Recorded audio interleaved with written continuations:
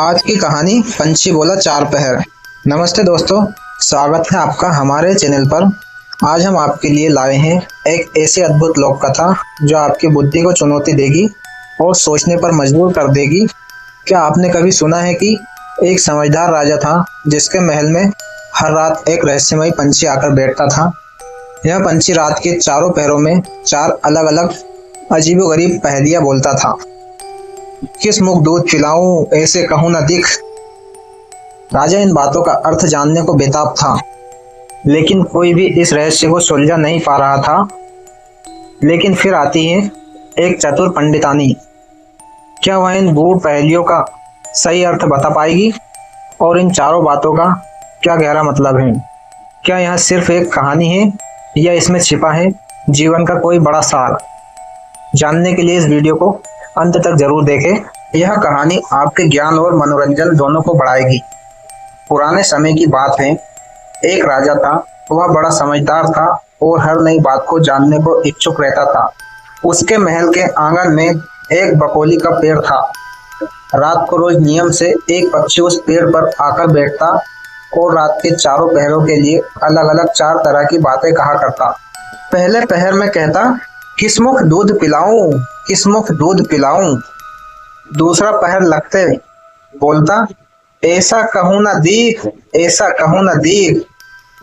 जब तीसरा पहर आता तो कहने लगता, अब हम करबू का, अब हम करबू का।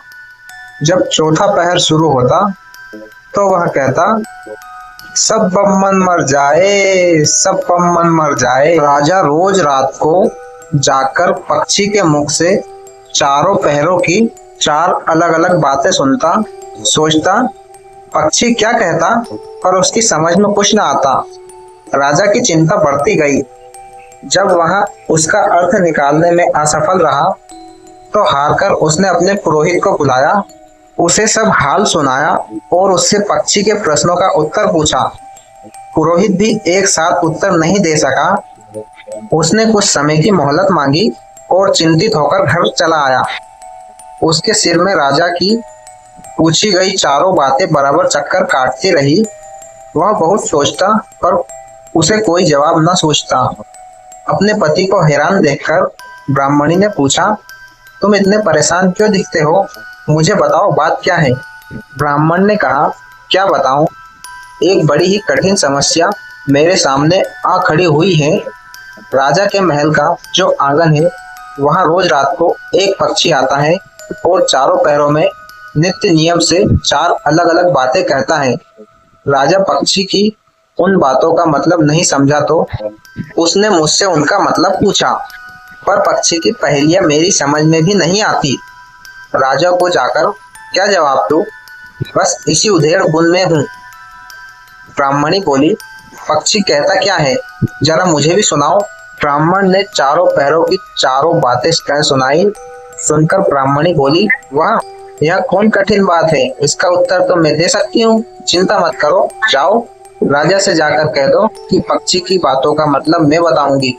ब्राह्मण राजा के महल में गया और बोला, महाराज, आप जो पक्षी के प्रश्नों के उत्तर जानना चाहते हैं उनको मेरी स्त्री बता सकती है। पुरोहित की बात सुनकर राजा ने उसकी स्त्री को बुलाने के लिए पालकी भेजी। ब्राह्मणी आ गई। राजा रानी ने उसे आदर से बिठाया। रात हुई तो पहले पहर पक्षी बोला, किस मुख दूध पिलाऊं, किस मुख दूध पिलाऊं। राजा ने कहा, पंडितानी सुन रही हो पक्षी क्या बोलता है? वह बोली, हाँ महाराज, सुन रही हूँ। वह अधकट बात कहता है। राजा ने पूछा, अधकट बात कैसी? पंडितानी ने उत्तर दिया, राजन सुनो, पूरी बात इस प्रकार है। लंका में रावण भयो, गिर भुजा 10 शीश। माताओं की जा कहे, किस मुख दूध पिलाऊं, किस मुख दूध पिलाऊं। लंका में रावण ने जन्म लिया है। उसकी 20 भुजाएं हैं और 10 शीश हैं। उसकी माता कहती हैं कि उसे उसके कौन से मुख से दूध पिलाऊं। राजा बोला, बहुत ठीक, बहुत ठीक, तुमने सही अर्थ लगा लिया। दूसरा पहर हुआ तो पक्षी कहने लगा, ऐसो कहूं ना दीख, ऐसो कहूं ना दीख। राजा बोला, पंडितानी इसका क्या अर्थ है? पंडितानी ने समझाया, महाराज सुनो, पक्षी बोलता है, घर जंब नवदीप, बिना चिंता को आदमी, ऐसो कहूँ ना दीप, ऐसो कहूँ ना दीप। चारों दिशा, सारी पृथ्वी, नवखंड सभी छान डालो, पर बिना चिंता का आदमी नहीं मिलेगा। मनुष्य को कोई ना कोई चिंता हर समय लगी ही रहती है। कहिए महाराज, सच है या नहीं? राजा बोला, तुम ठीक कहती हो। तीसरा पहर लगा तो पक्षी ने रोज की तरह अपनी बात को दोहराया, अब हम करबो का, अब हम करबो का। ब्राह्मणी राजा से बोली, महाराज इसका मर्म भी मैं आपको बतला देती हूँ, सुनिए। 5 वर्ष की कन्या, 60 तई ब्याह, एठी करम बिसूती, अब हम करबो का, अब हम करबो का। 5 वर्ष की कन्या को 60 वर्ष के बूढ़े के गले बांध दी तो बेचारी अपना कर्म पीट कर यही कहेगी, अब हम करबो का, अब हम करबो का। सही है ना महाराज? राजा बोला, पंडितानी तुम्हारी यह बात भी सही लगी। चौथा पहर हुआ तो पक्षी ने चोंच खोली, सब पम्मन मर जाए, सब पम्मन मर जाए। तभी राजा ने ब्राह्मणी से कहा, सुनो पंडितानी, पक्षी जो कुछ कह रहा है क्या वह उचित है? ब्राह्मणी मुस्कुराई और कहने लगी, महाराज मैंने पहले ही कहा है कि पक्षी खटखट बात कहता है, वह तो ऐसे सब ब्राह्मणों के मरने की बात कहता है। विश्व संगत जो करे, सुरा मांस जो खाए, बिना सपरे भोजन करे, वे सब बम्मन मर जाए, वे सब बम्मन मर जाए। जो ब्राह्मण वेश्या की संगति करते हैं, सुरा और मांस का सेवन करते हैं और बिना स्नान किए भोजन करते हैं, ऐसे सब ब्राह्मणों का मर जाना ही उचित है। जब बोलिए, पक्षी का कहना ठीक है या नहीं? राजा ने कहा, तुम्हारी चारों बातें पावन तोला पाव रत्ती ठीक लगी, तुम्हारी बुद्धि धन्य हो। राजा रानी ने उसको बढ़िया कपड़े और गहने देकर मान सम्मान से विदा किया। पुरोहित का आदर भी राज दरबार में पहले से अधिक बढ़ गया। तो दोस्तों, देखा आपने कैसे उस चतुर पंडितानी ने अपनी असाधारण बुद्धि से राजा के सामने पंछी के चारों गूढ़ रहस्यों को खोल दिया।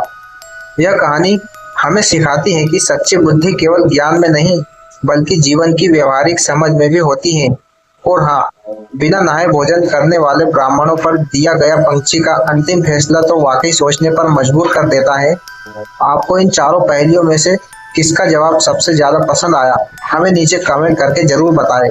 अगर आपको यह कहानी पसंद आई हो और आप ऐसी ही ज्ञानवर्धक और मनोरंजक लोक कथाएं, किस्से और कहानियां सुनना चाहते हैं तो देर किस बात की, वीडियो को तुरंत एक लाइक दे, चैनल को सब्सक्राइब करें और हाँ, घंटे वाला बटन दबाना ना भूलें ताकि आप हमारा कोई भी नया वीडियो मिस ना करें। जल्द ही मिलेंगे एक नई कहानी के साथ, तब तक के लिए अपना और अपनों का ख्याल रखें। धन्यवाद।